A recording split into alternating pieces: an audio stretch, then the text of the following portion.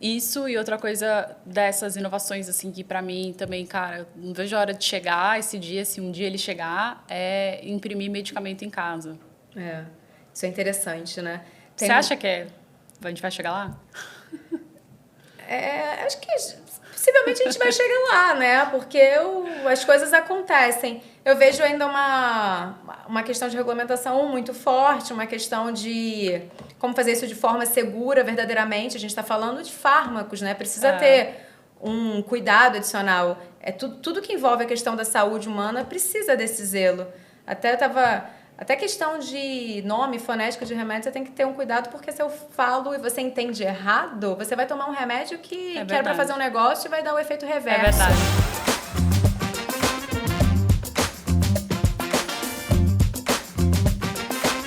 Olá, sejam bem-vindos a mais um episódio do BizHackcast, o videocast da UIME, onde a gente conversa com líderes inspiradores sobre as suas trajetórias para nos inspirarmos. Esse episódio faz parte de uma collab com a Monkin Studios, patrocinadora do Runway to Web Summit. Eu sou Larissa Purim, eu sou Digital Innovation Manager aqui na UIME e hoje eu tenho o prazer de conversar com a Fernanda Dias Brandão, que é Digital Innovation Manager na Hypera, ou Gerente de Inovação e Governança Digital na Hypera Pharma. Fê, bem-vinda, obrigada pelo convite de estar aqui. Eu que agradeço, Lária. E queria abrir nossa conversa aqui com um fato que eu achei super inusitado, que apesar de você trabalhar com inovação e tecnologia e digital, você tem uma formação bem pouco peculiar nesse meio. Queria que você contasse pra gente um pouquinho sobre a sua trajetória profissional. Boa. Essa é uma pergunta que eu acho interessante responder, porque, de fato, a minha formação não é óbvia. Sou engenheira naval e oceânica. Eu sempre trago esse adendo do e oceânica. Me formei no UFRJ e comecei a minha carreira dentro da engenharia naval, né? Então, eu era daquela geração que sonhava muito em ser trainee, que achava que em trainee em 10 anos você virava CEO, certeza. E comecei minha carreira na Odebrecht Gás. E lá passei por algumas áreas. E nenhuma delas, aliás, no começo nenhuma delas era inovação. Então, passei por área de engenharia mesmo, né? Então, pensar nos desenhos das plantas, de construção de um navio, de uma plataforma. Depois eu fui para uma área de novos negócios, que eu achei o máximo. E depois a minha última área antes da inovação foi a operação de plataforma de petróleo. Então, muito me orgulho que essa pessoa que hoje que é líder de inovação já foi um dia a pessoa que assinou plataformas de petróleo perante a Marinha, né? E eu achava, assim, a gente tinha discussões maravilhosas, né? Assim, eram pessoas que, de fato, sabiam muito. Imagina, operar uma plataforma de petróleo não é uma coisa que é simples, né? Trivial. Imagino. Pois é, quando você pensa, às vezes a capacidade de produção de energia e tudo mais é de uma cidade, né? Então, tem muitas pessoas ali, helicóptero indo subindo. Mas uma coisa que me chocava muito naquela época, assim, nossa, a gente discute tantas coisas que poderiam ser resolvidas por um sistema, por que não trazermos mais tecnologia? Então, eu sempre fui, dentro da dinâmica corporativa, aquela pessoa inquieta, sabe? Eu poderia ficar ali, vamos resolver essa questão. Mas poderia ser mais fácil. Eu não queria gastar esse tempo preenchendo um documento que precisa pegar um helicóptero e pegar a assinatura do capitão para voltar, e coisas que eu poderia resolver rápido. Às vezes demorava muito tempo por uma simples questão de processo. Então, aquilo foi me provocando. Eu adoro essa palavra. Talvez eu use muito aqui. Provocação. E nessa época, você já usava a tecnologia no seu dia a dia pessoal, assim? Já era uma coisa normal, assim? Era, mas a gente está falando, sei lá, 2013, 2014, né? Então, usava WhatsApp. Eu não era aquela super tecnológica. Eu tinha conhecimento de tecnologia da faculdade, mas não tive boas lembranças de Prog 1 nem Prog 2. Mas, enfim, usava a tecnologia como praticamente todas as pessoas. Sabia mexer no computador, óbvio, né? Senão não conseguiria nenhum emprego. Mas já conseguia fazer essa conexão de, isso aqui dava para resolver melhor com tecnologia. Essa cabeça, acho que lógica, sabe? Tipo, nossa, isso daqui é um if else, isso aqui dava para ser mais fácil, isso daqui um sisteminha resolveria. Então, isso eu já tinha. Eu falei, deixa eu abrir minha cabeça, não sei se eu quero ficar no corporativo, deixa eu estudar. Aí foi num momento que eu falei, quero entender mais sobre empreendedorismo, porque eu acho que eu quero empreender. jovem, cheio de sonhos. A gente sempre acha que também empreender vai ser o caminho mais fácil da gente realizar o nosso sonho, a nossa vida, a nossa dinâmica. Por que só o Zuckerberg pode ser milionário fazendo uma rede social, né? Fácil, vamos lá. Exato. E eu era menina inocente, Lara. Eu nem tinha o sonho... Assim, não é que eu tinha o sonho de ganhar muito dinheiro, mas era muito mais a questão da autonomia, sabe? O trabalho dos sonhos, mais interessante. Então, essa provocação eu tinha muito. E resolvi começar um curso na PUC, lá no Rio, de empreendedorismo. E o empreendedorismo estava associado com inovação. E era o máximo, aquelas aulas ao sábado. Eu fiquei mais ou menos 1 ano tendo aula todo sábado.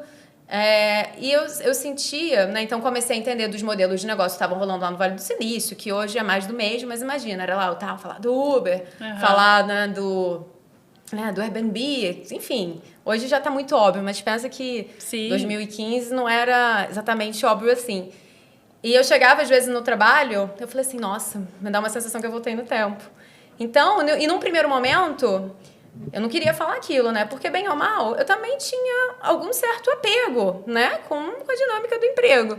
E eu gostava muito, que fique claro. Era um trabalho também que eu achava interessante, me desenvolvia, me provocava, me questionava. Eu achava o máximo pegar aquele helicóptero e ir pra plataforma, né? Ainda mais como uma menina, né? Uma mulher, mas ainda nova, né? Toda aquela questão do empoderamento feminino, de ocupar aquele espaço, isso tudo também foi muito legal. Eu gostaria de destacar isso. Mas aí eu tinha um certo receio de falar no ambiente de trabalho que eu estava estudando empreendedorismo e inovação, porque na minha cabeça se tiver algum curso, não vou botar essa menina, né, que tá pensando alto aí em outros planos. Então, fui ficando na minha. Mas, cara, é bizarro, porque as coisas necessariamente começam a ganhar força e você começa a provocar numa reunião. Mas por que a gente não faz assim? Mas por que a gente não faz assado? E dessas provocações todas veio um convite para liderar o programa de conexão com startup, que o Odebrecht Oil & Gas estava começando na época, que foi um programa muito assertivo, bem-sucedido e que sou muito grata, que me abriu portas a conhecer o mundo da inovação corporativa, né? Estar mais perto do mundo de tecnologia. Então, eu já tinha, assim... O que me levou para a inovação foi a provocação por conta da tecnologia. Assim, eu falei, tecnologicamente dá para resolver essas dores que a gente está tendo aqui.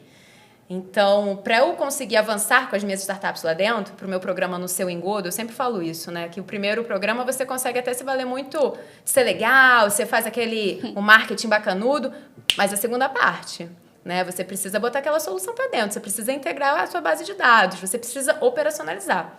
O time de tecnologia tem que estar super do lado. Então, foi um programa riquíssimo, eu sou muito grata porque abriu muito a minha cabeça e me criou boas conexões.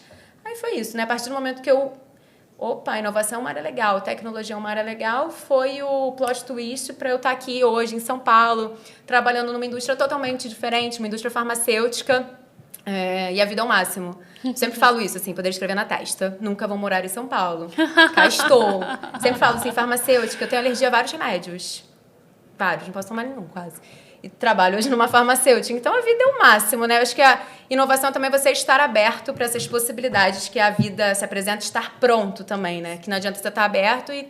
Eita, mas não tenho algum tipo de repertório, algum tipo de ferramenta, algum tipo de conteúdo. Então, foi um pouco disso, né? Como é que uma engenheira naval e oceânica, orgulhosa, deu alguns saltos para chegar aqui em São Paulo e trabalhar numa indústria totalmente diferente. E aí, esse salto foi... Você saiu lá, pegou o helicóptero lá na plataforma de petróleo e veio parar dentro de uma farmacêutica ou não? O que teve nesse caminho, assim? Como é que foi o...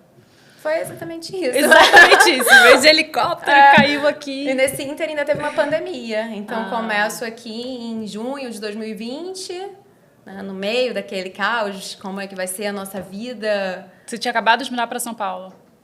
Eu vim pra cá em junho. Não, perdão. Eu começo nesse trabalho novo em junho de 2020 e me mudo em setembro. Foi isso. Tá. Então, entre o helicóptero e morar em São Paulo, teve um ínterim aí de adaptação. E, assim, já te conheço um pouco, sei que você é uma pessoa com bastante energia e com vontade de fazer as coisas, assim. Como é que foi essa pandemia pra você? Um bom ponto, Lari. Num primeiro momento, foi desesperadora, assim como para praticamente todo mundo, né? Um vírus que a gente não sabe do que se trata, aquela coisa panicada de lavar tudo quando chega em casa, lava a sacola, lava tudo, lava 3 vezes. Então, estava igual a todo mundo. A minha mãe, ela, na época, trabalhava como professora. A minha mãe, ela foi minha professora de inglês na escola e tudo mais, era o máximo. E ela é uma pessoa muito discreta. Então, a questão da câmera, sabe? Da aula online, minha mãe, o que eu amo de tecnologia, minha mãe é zero digitalizada. Então, ela ter que se organizar, né, dentro da dinâmica, às vezes era aula dentro do Discord, pensar em fazer um PPT chiquetoso que prendesse a atenção dos alunos, aquilo foi muito difícil para ela. Então, por um momento, eu tive 2 empregos, o meu e o dela, porque eu precisava estar ali do lado dela, até por uma questão de segurança e ansiedade. Que ela, mas não, daí se a luz acabar, se a internet acabar, eu falei, mas se a luz acabar, a luz acabou, né? Então, tinha esse desafio. O meu pai, ele é empreendedor também, então ele tem um restaurante no Rio, então imagina, restaurantes todos fechados, quando que vai abrir? Então foi um período de muita angústia, não foi fácil não. E depois, a gente entendendo mais, minha mãe acabou pedindo demissão, então ela já estava aposentada, eu vi, ela estava naquele sofrimento tamanho. Aí foi um momento assim, que, né, enquanto família tivemos que repensar, nos reestruturar, mas acho que com um segura a mão do outro, ninguém larga a mão de ninguém, a gente conseguiu atravessar isso. E no meio dessa confusão toda, aí você veio em seguida para São Paulo trabalhar em farma. Como é que foi essa adaptação de tudo? De ambiente? Tudo diferente, né? Então, passei alguns meses ainda trabalhando do Rio, depois começo a trabalhar aqui de casa, mas em São Paulo. E, assim, era muito engraçado. Eu falei assim, você vai amar São Paulo. Apesar de eu amar praia e natureza, eu falei assim, não, mas você é agitada, vai gostar de São Paulo, a cidade que não para. Eu chegava aqui, gente, eu via lá o Leblon bombando, né, tudo na ilegalidade. Em São Paulo nada acontecia, os restaurantes, lembra, fechavam às 9, você só podia retirar. Então eu achava um tédio, né, mas vamos falar do trabalho. Imagina o desafio. Lembra a primeira vez que eu escutei termos como sell-in, sell-out, pensar nas dinâmicas dessa indústria, era tudo uma novidade. Então, terror e pânico total. Foi a primeira vez que você trabalhou com um produto físico, assim? Sim. Antes a minha vida era contrato de afretamento, né? Então era totalmente diferente. Eu não estava conectada no público final, não estava tão conectada assim com essas dinâmicas de venda. Então foi diferente. E um adendo, numa época que não tinha ChatGPT, né? Então eu tinha que se virar na raça. Me conta isso aí, como é que foi a chegada do ChatGPT na sua vida? Você tá lá naquela pontinha do early adopter, né? De super entusiasta da tecnologia, você esperou para ver o que ia dar? Como é que foi esse processo para você? Total early adopter dentro do que, né, certamente tiveram pessoas que já sabiam, sei lá, já mexiam de alguma forma antes de mim. Mas eu lembro, né, que o boom foi, sei lá, fevereiro de 2023, por aí, né? Eu acho que foi. Que quando eu estava na XSW só se falava disso, e se não me falha a memória foi fevereiro de 2023. Mas eu lembro que eu estava no MBA e já estava testando o ChatGPT que não tinha ainda, ninguém sabia exatamente, deve ter sido mais ou menos, sei lá, setembro. Então, setembro eu falei, nossa, que legal, dá pra eu pedir pra ele escrever uma carta. Então, eu usava numa dinâmica de brincadeira, né, assim, que bacana, isso mais. Mas eu já usava e já era entusiasta. E quando, acho que o modelo melhorou, eu só fiz usar ainda muito mais. Eu uso todo dia, não tem melindre nenhum de falar, ora ele é meu chefe, ora ele é meu liderado, a gente está sempre junto. Ora ele é meu consultor. Você usa tanto para fins pessoais quanto profissionais? Demais, Lari. Super. O que você lembra, assim, de algum uso, assim, esdrúxulo? Algum uso, cara, que, não sei, resolveu um problema fora da curva, assim, com o ChatGPT? Eu pensei que uma vez que eu usei, estávamos em família. E meu pai estava com problema no trabalho. Estavam lá com funcionário e tudo mais. Ele estava super aflito. Como resolver? Enfim, era uma questão que envolvia possivelmente um processo. Eu falei, pai, vamos pedir ajuda à inteligência artificial, porque ela vai ter mais clareza. Ela não está tão, né, não tá tão emocionalmente impactada quanto a gente. Ela consegue ajudar. Então, a gente descreveu a situação. E era impressionante a clareza que ela dava para tratar aquilo, né? Basicamente, gestão de pessoas. E eu lembro que, assim, não só meu pai, né? Todo mundo ficou, nossa, como se fosse assim, que mágica é essa, né? E no trabalho eu uso para muita coisa, Lara. Eu não consigo nem pensar em todos os casos, porque para mim já virou quase uma continuação, sabe? Ah, preciso criar uma apresentação para esse público. Pensei em alguma coisa assim. O que você acha? Como que você me sugere? Então... Você vai trocando ali com ele o dia trocando inteiro. super. E quando eu vejo alguém do meu time fazendo um trabalho, sei lá, às vezes escrevendo um texto, alguma... né, pensando em alguma... enfim, uma política para fazer gestão de piloto, seja lá o que for, né, que envolve texto, eu falei assim, mas você usou o ChatGPT, né? Porque eu lembro que no primeiro momento as pessoas tinham melindre de falar, né? Como se estivesse roubando, assim, né, no trabalho. Assim, gente, não, você não tá roubando, não, você tá perdendo seu tempo de não usá-lo de forma mais assertiva e de uma forma mais crítica, né? Então, assino o ChatGPT, assino o Gemini, toda mês a fatura do cartão aparece lá, mas pago com gosto. E é um custo, assim, muito válido, né? Eu também pago com muito, muito prazer, assim, eu também uso bastante, assim, em casa a gente é super fã. E para mim um dos usos que eu achei mais legais assim da última semana, né? Porque sempre tem, mas essa última semana eu fui ver o histórico, eu divido uma conta com meu marido, fui ver o histórico, e ele tinha mandado uma foto da gavetinha da máquina de lavar roupa para perguntar onde põe o amaciante. Maravilhoso! Então, assim, cara, a gente tá aqui pensando em construir estratégias e não sei o que lá, mas pode resolver coisas tão simples quanto essa, assim, né? Quanto você... enfim, tarefas mundanas que todo mundo tem, né? Total. Pra organizar viagem. É maravilhoso. Assim, quero fazer uma viagem com a minha mãe, qual roteiro? Não, mas sei lá, tô com uma restrição orçamentária. Ele consegue ir encaixando. Exato. Ou até a restrição física. Pô, minha mãe tem dor no joelho, me indica uma rota que, né? Então, é maravilhoso, assim, também. Você falou dessa questão da dor, eu lembrei de uma vez que ele me ajudou muito, no momento que eu tava fragilizada porque a minha mãe tava internada. Ela teve uma situação... aí ela acabou desmaiando na rua, a gente não sabia exatamente o que estava se passando, né? Se era AVC ou... enfim. Aí a gente foi para o hospital mais próximo, que não era lá um hospital de referência, bacanudo. Então, sendo bem honesta, as informações que chegavam dos médicos e tal, eu não confiava. Nossa, o ChatGPT, ele foi o meu apoio, assim. Não só da parte... Nem usei ele como terapeuta. Me ajuda aqui, tô com medo de acontecer o pior. Mas era muito assim... a situação é essa, o médico falou isso faz sentido? Né? Então, ele me ajudou muito nesse sentido. E aqui eu quero fazer um disclaimer também pra gente usar de uma forma saudável, né? Porque imagina se eu levasse isso pro médico como uma verdade. Enfim, ele era um apoio. Então, ao invés de eu chegar crua, eu falei, beleza, deixa eu estudar qual é essa situação. Isso me dava mais insumo para eu ter uma conversa, não digo de igual para igual pro médico, porque seria leviano falar que eu tenho o mesmo conhecimento de médico, longe disso. Mas eu tinha mais insumos para eu fazer melhores perguntas, entender como seria a evolução daquele quadro. Então, foi muito oportuno. Porque era um momento que só estava eu e minha mãe, eu precisava resolver aquilo, e eu sou engenheira naval e oceânica aqui, trabalho com inovação, e pensar nessas dinâmicas não estava exatamente fácil, ainda mais no momento que às vezes você está um pouco fragilizado. Então, eu uso muito o tempo inteiro. Caramba! E...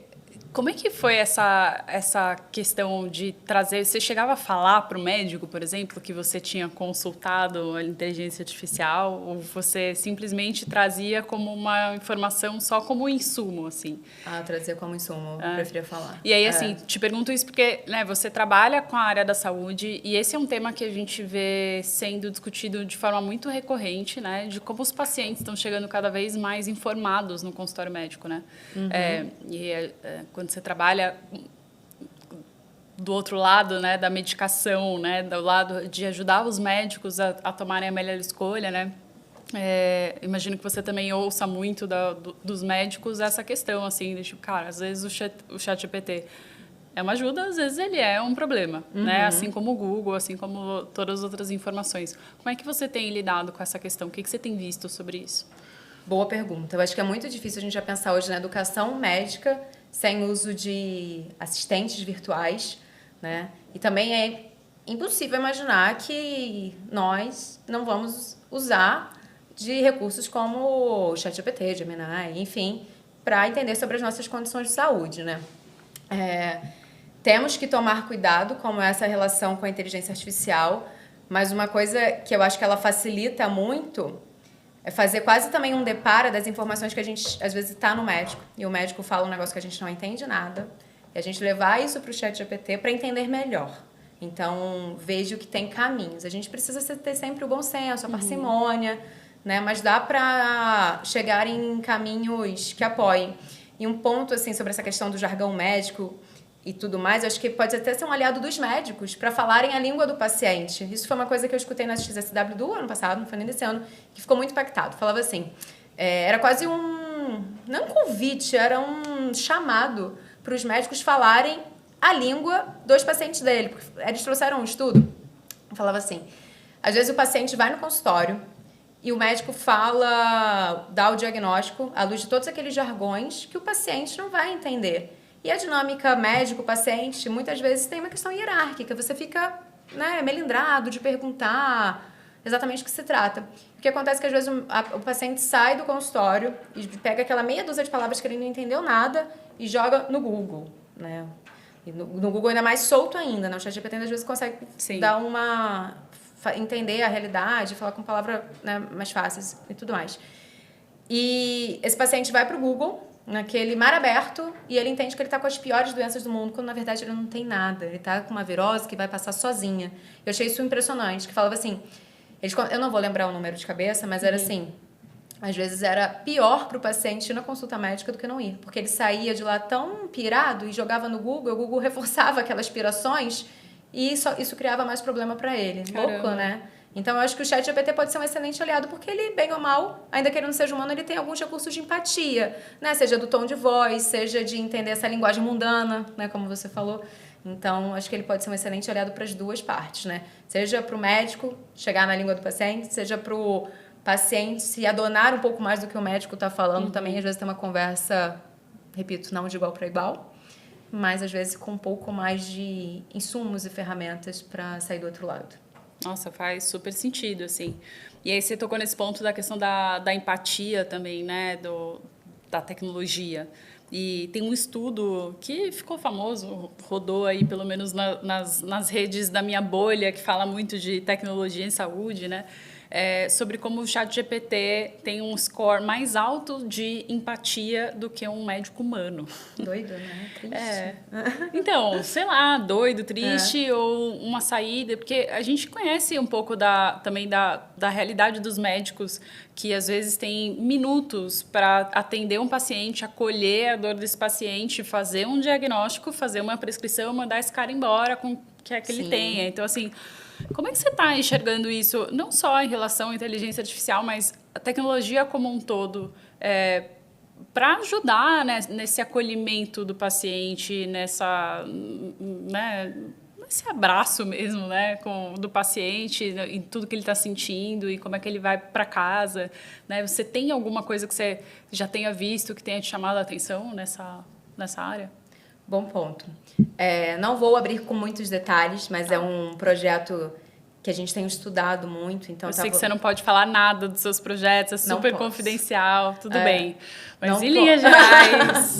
Exato, em linhas gerais, a gente tem percebido, né, que o uso desses assistentes apoiando pós a consulta tem um valor tremendo, né? Seja porque depois o médico consegue também entender o que está rolando ali, se for uma coisa muito urgente, escala para ele, né? Então, pensar como nessa questão desses agentes, né? Então, oita, acho que aqui precisa entrar. Ou então, às vezes, é mais aquela conversa pelo prazer da conversa, né? Tomei meu remédio. Que bom, você está no caminho certo, continue assim.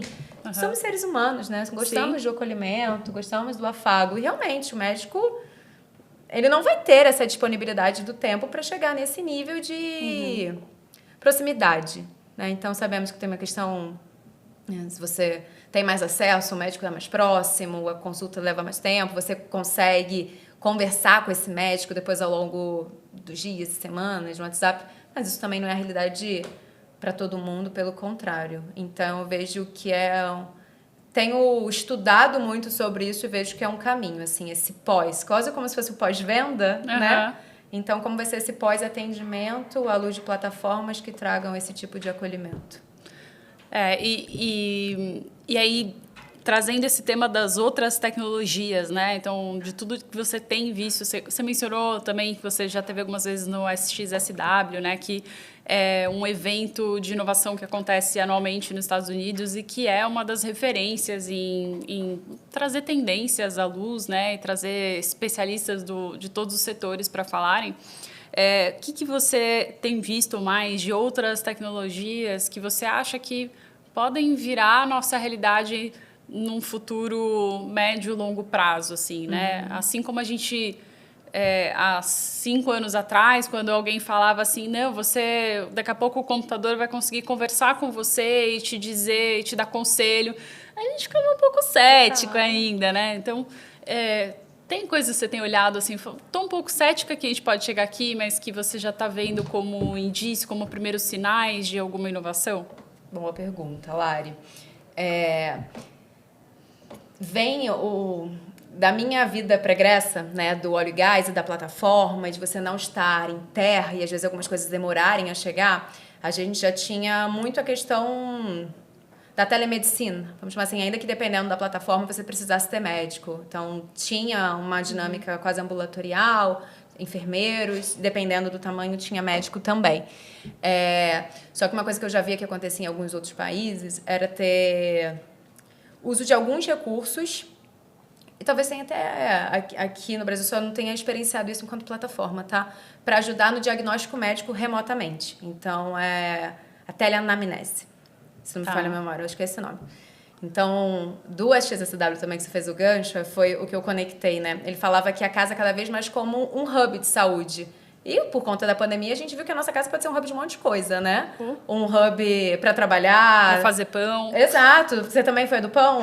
Cara, eu não cheguei lá. Fiz outras receitas, mas eu vi tanto pão na minha timeline do Instagram, impressionante. Meu irmão era dessa também. Eu tenho muita preguiça. A pandemia, né? Nossa, meu irmão, Rafa, lembrando de você aqui, sempre cozinhou, mas na pandemia ele deslanchou. Mas, enfim, a nossa casa ressignificou, né? A estada, não era só mais lugar que a gente dormia. Eu nunca fui essa, sempre uma pessoa caseira.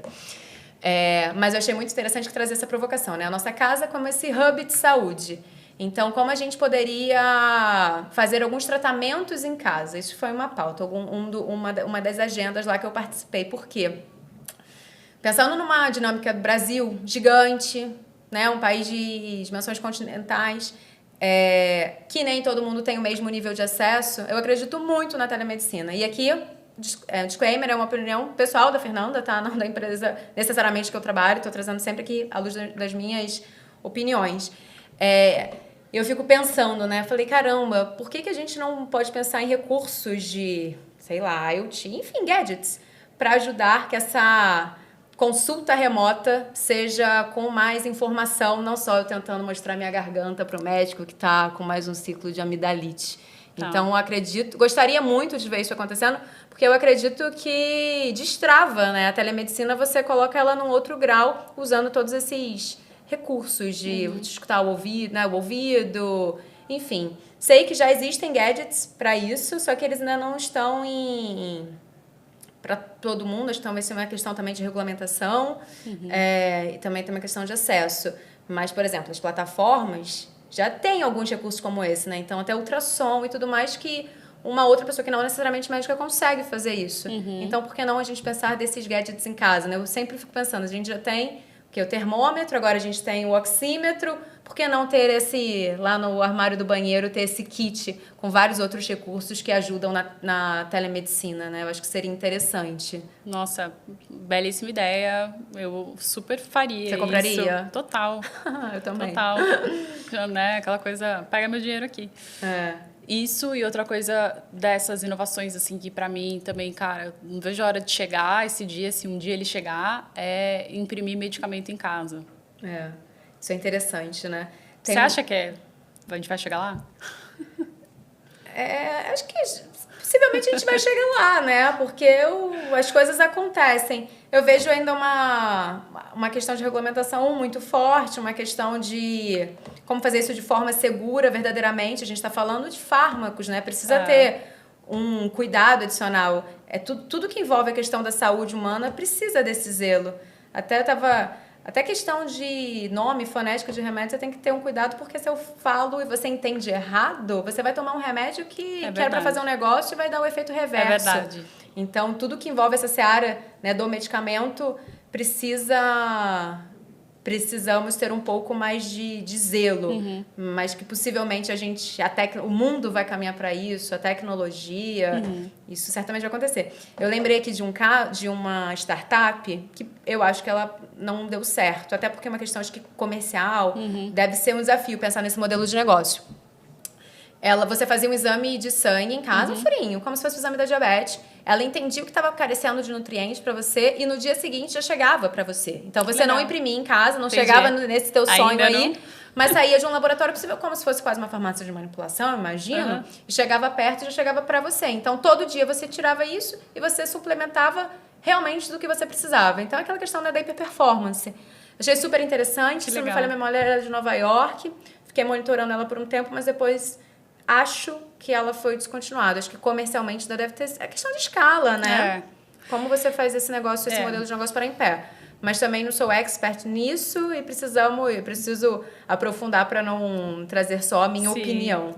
Não, mas aqui a gente está fazendo um exercício de imaginar futuros, né? Ai, adoro. E aí você trouxe também essa questão da regulamentação, né? E talvez uma ideia dessas, talvez seja, cara, muito difícil de aprovar, porque você está lidando com um ambiente que é extremamente regulado. Como é que é ser responsável por inovação num ambiente tão regulado quanto o farmacêutico? É um bom ponto, Lari. Disclaimers, né? Quando a gente fala de inovação, tem inovação digital, que é a que a gente navega, e tem a inovação do P&D, né? Que é lá a galera que tá de jaleco, né? Naquele ambiente verdadeiramente controlado, que não pode... Você tem que entrar, né, todo com a roupa correta, que tem que ter todo esse tipo de controle de qualidade para você ter a segurança do que você está tomando é para te ajudar e não fazer o mal. Quando a gente pensa na inovação no campo do digital, ela te dá mais possibilidades, né? Então, às vezes, não necessariamente você vai pensar na molécula em si, mas assim, em todo o caminho que faz para chegar naquela molécula, né? Em como na cadeia você pode digitalizar para você ganhar mais performance, para você conseguir fazer isso de alguma forma mais rápido e mais barata, mas muito no apoio. Então, já me fizeram essa pergunta e me fez abrir a cabeça e falei assim, nossa, eu nem pensei como uma restrição, porque tem tanta coisa para resolver no caminho, até chegar necessariamente, né, que vai levar pro impacto, né, na camada de regulamentação, assim como era a minha vida também no óleo e gás. Né? A gente tinha a agência, a ANP lá.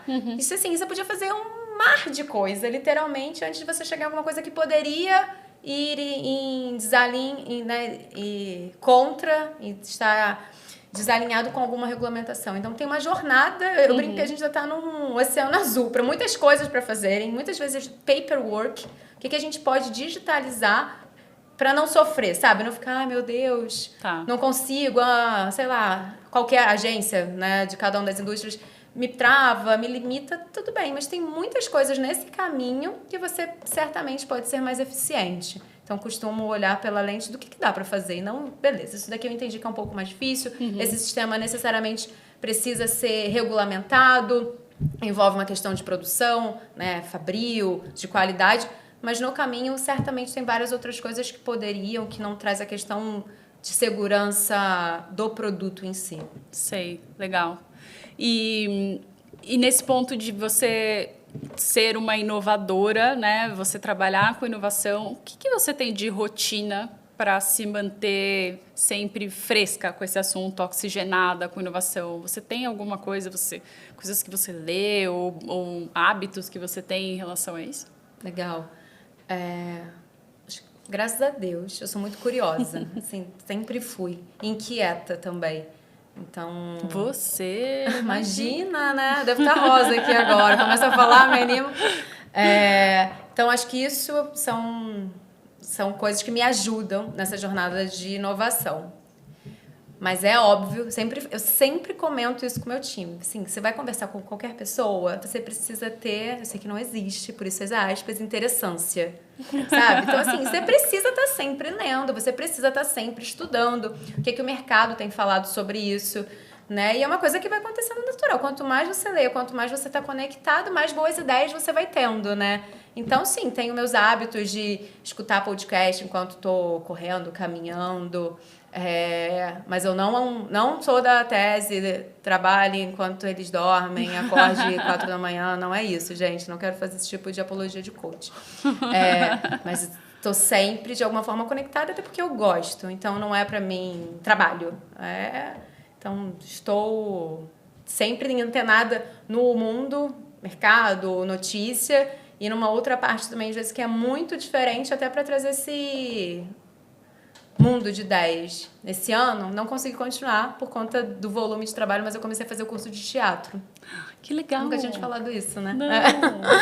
E foi o máximo, assim. É muito interessante você conhecer outras pessoas, né? Não tinham muitas pessoas que necessariamente estavam na bolha do corporativo. Então, no fundo, é repertório, né? São outras histórias, outras realidades, outros mundos, outras dinâmicas que você se propõe, e com isso você vai aumentando esse repertório. Que legal. Então, você já conseguiu conectar alguma coisa do teatro com o teu trabalho corporativo? A questão de você entender mais as pessoas. Então, no teatro, falam, né, para você fazer uma peça boa, você precisa conhecer bem quem tá ali dividindo o palco com você. Até porque assim, putz, a Lari esqueceu a fala dela, deixou eu entrar. A Lari não tá num bom dia, eu vou ter que fazer um pouquinho o meu e da Lari. Então, tem exercícios que você começa a entender mais quem são as pessoas e quem é a Larissa mesmo, assim, no off, né? O que ela gosta e tudo mais, para você ter esses gatilhos quando se faz necessário. Eu achei isso muito interessante. Que né? legal. Que às vezes no nosso dia a dia fica, não digo num raso, né? Mas o teatro, ele te força a conhecer quem está do outro lado para que essa peça flua melhor. Eu acho que a gente pode pensar isso no corporativo, né? Seja em reunião, seja num projeto. Cara, sei que o outro ali tá passando por um momento mais complicado. Né? E é preciso, às vezes a pessoa nem te fala isso, porque de alguma forma ela tá desconfortável, tá melindrado. Então tem aquele jogo de espelho que você consegue entender o corpo, o olhar do outro e vai te conectando. Eu achei isso super interessante, que às vezes na nossa vida, né, de gestão, preciso entrega, meta, prazo, tudo é para ontem.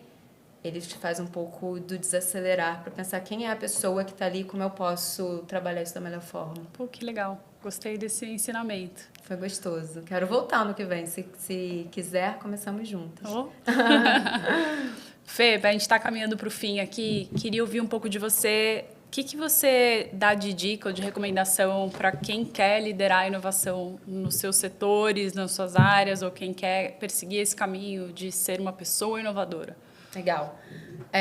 Acho que um ponto que eu trouxe é a questão do repertório. Não tem como você falar de inovação, você vai inovar em quê? Você não entende do...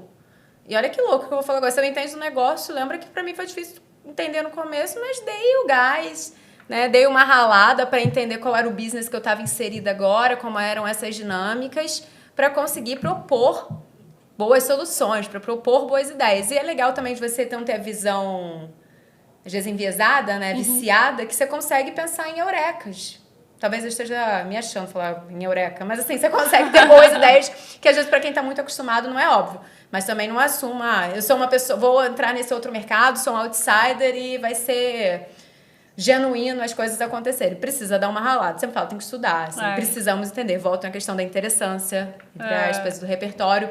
Mas uma coisa que eu fui aprendendo no caminho era muito a questão também de processo, de métricas.